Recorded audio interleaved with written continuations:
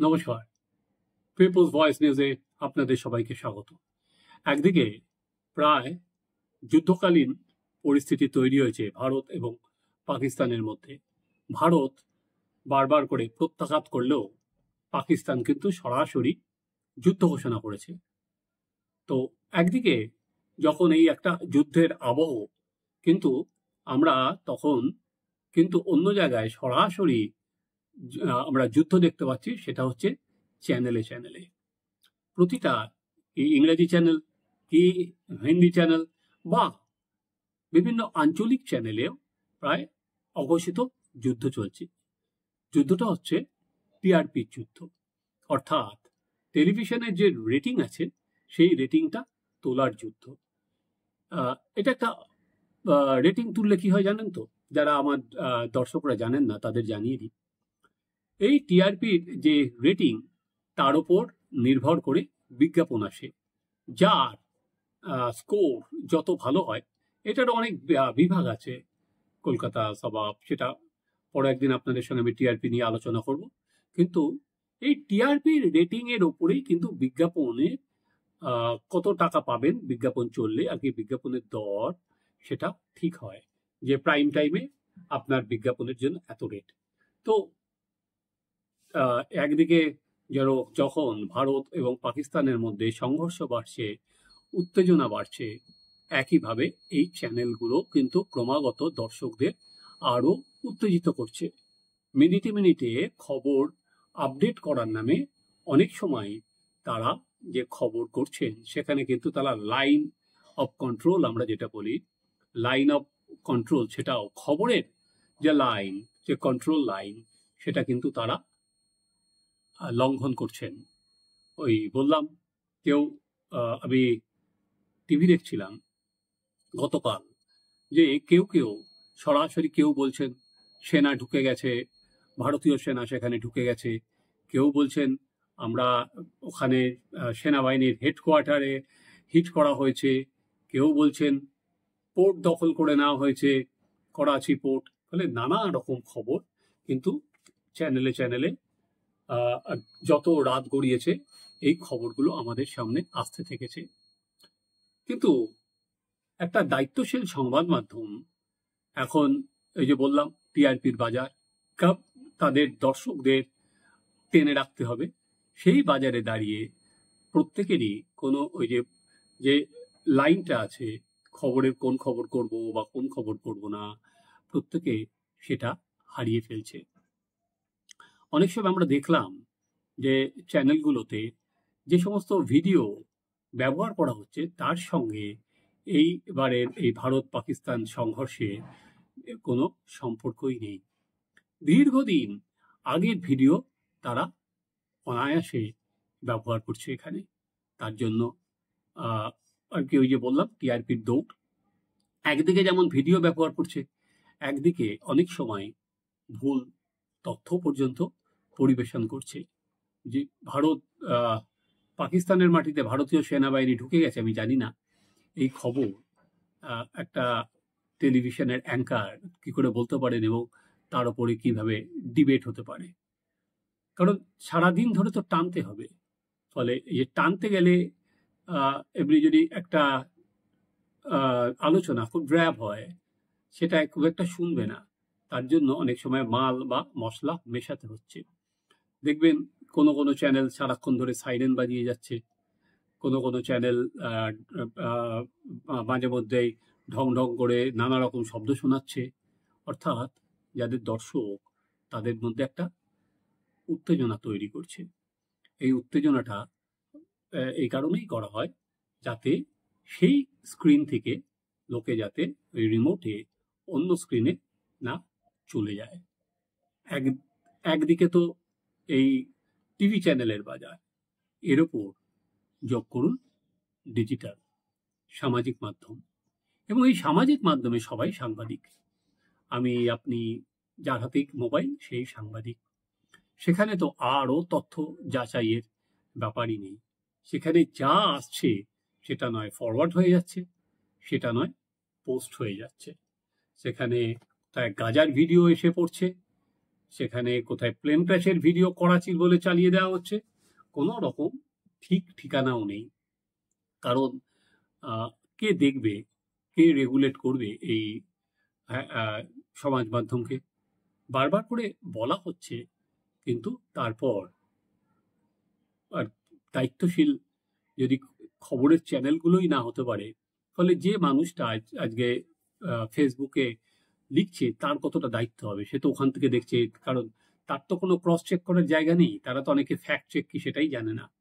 তো ফলে তারা যা পাচ্ছে পোস্ট করে দিচ্ছে, দেখছে দিনের শেষে কজন লাইক দিচ্ছে, কটা শেয়ার হচ্ছে, কি মন্তব্য হচ্ছে, তার উপর দাঁড়িয়ে নিজেই নিজের পিঠ চাপড়াচ্ছে। এবার দেখুন, এই যে দুটো জিনিস, আমি যে পুরো জিনিসটা আপনাদের কাছে বিশ্লেষণ করছি, এই খবর কিন্তু যখন তুলে ধরা হচ্ছে, তার পেছনে শুধু যে একরকম উদ্দেশ্য থাকে সেটাও নয়, এর উদ্দেশ্যও কিন্তু দু রকমের থাকে। একটা অতি অবশ্যই, যেটা হচ্ছে নিজেদের রেটিং বাড়ানো বা টিআরপি বাড়ানোর লড়াই, যে দর্শককে টেনে রাখার লড়াই, এটা একরকম।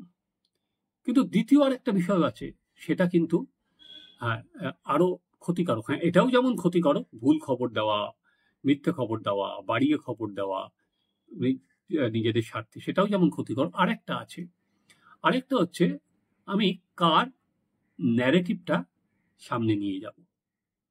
আমরা যেটা করি, যখন একটা দেশের, ভারতের সঙ্গে ধরুন অন্য কারোর এইরকম সংঘর্ষ হয়, যে কোনো চ্যানেলে সেখানে অন্যতম দায়িত্ব, আমরা বলি নেশন ফার্স্ট, যে অর্থাৎ ভারত সরকার যা বলবে তার ওপর ভরসা করে খবর করা। ভারত সরকার কখন বলে? ভারত সরকার বলে হচ্ছে তাদের অফিসিয়াল ব্রিফিংয়ে। আমরা দেখছি রোজ সন্ধ্যাবেলায় যিনি সচিব আছেন বিক্রম সিকরি, বিদেশ মন্ত্রকে, তিনি প্রেসমিট করছেন। তাছাড়া সেনাবাহিনীর 2 মহিলা আধিকারিককে নিয়ে রোজ প্রেসমিট করা হচ্ছে।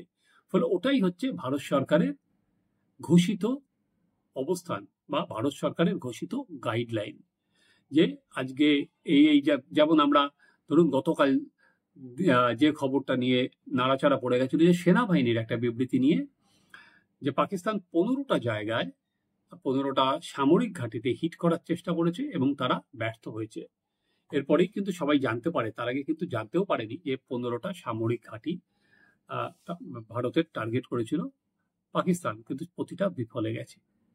তারপর আমরা যেটা দেখলাম, রাত গড়াতেই সেখানে জম্মু, পাঠানকোট, সিভিলিয়ান এলাকা, এগুলো পাকিস্তান টার্গেট করেছিল, কিন্তু কিছু আসেনি। সমাজ মাধ্যমে নানা খবর বেশি বাড়াতে থাকে, যে করাচি, লাহোর, রাওয়ালপিন্ডি সমস্ত জায়গা আমরা দেখতে পারলাম, নানা ভিডিও সার্ফেসে আসতে থাকে, চলতে থাকে। এর মধ্যেই ওই যে বললাম, একটা হচ্ছে টিআরপির লড়াই, আরেকটা কিন্তু অনেক ভারতের পক্ষ থেকে না করে দেয়া হয়েছে অলরেডি সমস্ত ওটিটিকে, যে কোনো রকম পাক সম্পর্কিত কন্টেন্ট যা আছে সেগুলো নামিয়ে দেওয়া,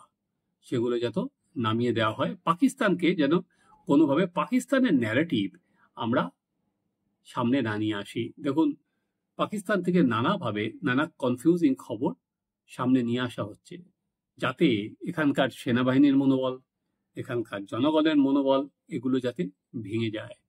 যেমন 2 দিন আগে বলা হলো, প্রথম দিনের পর বলা হলো, ভারত যখন জঙ্গি ঘাঁটি ভেঙে দিল, সেদিন বলা হলো যে ভারতের 5খানা যুদ্ধ বিমান নাকি পাকিস্তান নামিয়ে দিয়েছে, কিন্তু তারা কোনো প্রমাণ তারা দেখাতে পারেনি। পাকিস্তানের প্রতিরক্ষা মন্ত্রীকে যখন একটা চ্যানেল জিজ্ঞেস করা হলো CNN থেকে, তখন বললো হয়তো আমরা সমাজ মাধ্যমে দেখেছি। ভাবুন, পাকিস্তানের প্রতিরক্ষা মন্ত্রী খাজা আহমেদ, তিনি বলছেন তিনি দেখেছেন হচ্ছে একটি সমাজ মাধ্যমে, তার উপর বেস করে পাকিস্তান বলছে 5টা যুদ্ধ বিমান ভারতের গুড়িয়ে দেওয়া হয়েছে। সেই খবর কিন্তু ভারতের অনেক চ্যানেল সেটা কিন্তু দেখিয়েছে, ভারতের কাগজেও সেটা প্রকাশিত হয়েছে। পাকিস্তানের ন্যারেটিভ এখানে অনায়াসে সেখানে তুলে ধরা হচ্ছে। এটা কিন্তু শুধু টিআরপি বাড়ানো না, এখানে তারা একটা এজেন্ডা নিয়ে কাজ করছে। যেমন এই এজেন্ডা নিয়ে কাজ করা, সেটার জন্যই কিন্তু যে ওয়্যার বলে যে পোর্টালটা আছে, সেই পোর্টালটা কিন্তু কেন্দ্রীয় সরকার বা কেন্দ্রর গাইডলাইনে বন্ধ করা ছিল কিছুক্ষণ।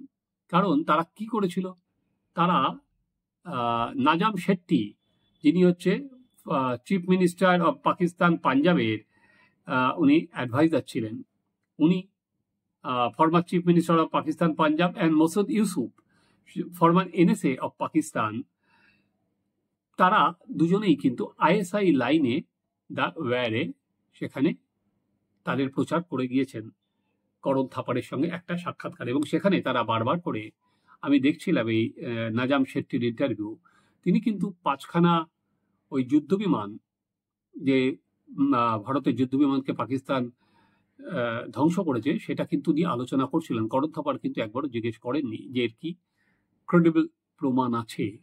এরপর দেখলাম ওয়্যার, আপনারা দেখতেও পাচ্ছেন আমাদের স্ক্রিনে, সেখানে তারা তাদের পোর্টালে লিখেছে, ইট ইজ এ ক্লিয়ার, যখন তাদের বন্ধ করে দেওয়ার কথা বলা হয়, it is a clear violation of the constitutional guarantee of freedom of the press. The government of India has blocked access to the wire. The across India internet service providers say the wire has blocked as per the order of the Ministry of Electronics and Information Technology under the IT Act 2000. এবার আরো আছে, ওরা প্রতিবাদ করেছে, গণতন্ত্র হয় না, অনেক কথা বলেছে, কিন্তু ওই যেটা বললাম যে গাইডলাইন, সেটা কিন্তু তারা মানেনি। অবশ্য পরবর্তীকালে অনেক জায়গা থেকে এটা একটা দেখাও যায়। কিন্তু এই যে খবরের যে স্রোত, সেটা কিন্তু আটকে থাকেনি।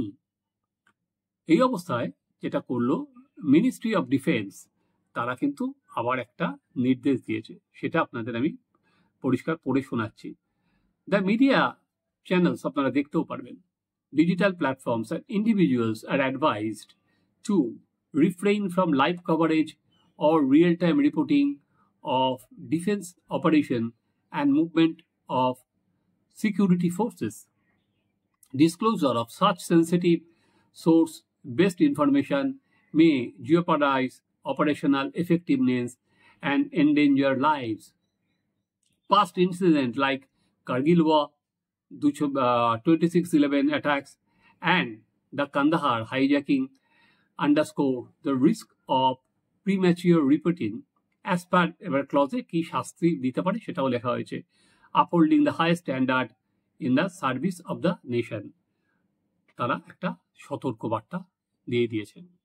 আপনারা আবার এখানে দেখবেন, দুদিন আগে একটা ভিডিও করেছিলাম আমি, যে সমস্ত চ্যানেলের যারা অ্যাঙ্কার আছেন, তারাই মনে হচ্ছেন সবাই বুম হাতে যুদ্ধক্ষেত্রে নেমে পড়েছেন, তারাই এসি ঘর থেকে যুদ্ধ ঘোষণা করছেন রোজ। এবং এই কান্দাহার বিমানবন্দর নিয়ে আমি সেখানে বলেছি যে তখন 99 সালে যে কান্দাহারে যখন হাইজ্যাক হয়েছিল, তখন 3-4টে চ্যানেল ছিল। সেই সময় ক্রমাগত ওই হাইজ্যাক হওয়ার পর যারা প্লেনে ছিলেন, তাদের বাড়ির লোকেদের ইন্টারভিউ দেখানোর পর এটা কিন্তু ভারত সরকারের ওপর প্রচন্ড। তো এবার আশা করা যায়, আমি বলতে পারছি না সোশ্যাল মিডিয়া তারা কতটা সতর্ক হবে বা তারা কতটা এই নিয়ম মেনে চলবে, যদি না সোশ্যাল মিডিয়ায় খবরের জেরে কারোর বিরুদ্ধে কোনো ব্যবস্থা নেওয়া হয়। এটা অনেক বেশি করে, যেহেতু আজকে মিনিস্ট্রি অফ ডিফেন্স থেকে এই সতর্ক বার্তা দিয়ে দেওয়া হলো, অনেক বেশি দায়িত্ব হচ্ছে রাজ্য সরকারের, কারণ ল অ্যান্ড অর্ডার রাজ্য সরকারই দেখে। কিন্তু যে সমস্ত মিডিয়া, ন্যাশনাল বা আঞ্চলিক মিডিয়া, যারা মেইন স্ট্রিম মিডিয়া, তারা কতটা সতর্ক হয়, এটা কিন্তু সত্যি লক্ষ্য রাখা। কারণ ওই একরকম টিআরপির দৌড় একটা, আর এখানে কিন্তু সংঘর্ষ অনেক আলাদা। এখানে প্রত্যেকটা চ্যানেলকে অনেক দায়িত্বশীল হতে হবে, কারণ তাদের কথার ওপর কিন্তু অনেক কিছু নির্ভর করছে। অনেক কিছু, যে আর কি সেনাবাহিনীর জওয়ানগুলো সীমান্তে তারা লড়ছে, তারা টিভি দেখে না, তারা দেশমাতৃকাকে বাঁচানোর জন্য তারা জান কবুল করেছেন, জানের বাজি ধরেছেন। ফলে এই মুহূর্তের ভুল খবরে উত্তেজনা সৃষ্টি হলে সেটা কিন্তু আখেরে ক্ষতি হবে আমাদের ভারতে। তাই আশা করি যে ডিফেন্স মিনিস্ট্রি থেকে প্রত্যেকের জন্য যে গাইডলাইন দেওয়া হয়েছে সেটা সবাই মেনে চলবে। টিআরপির জন্য সবাই নিজেরাই নেমে পড়বে না স্টুডিও থেকে যুদ্ধক্ষেত্রে। চলুন দেখা যাক। আপনারা দেখতে থাকুন আমাদের চ্যানেল সাবস্ক্রাইব করুন, আপনাদের মতামত জানান।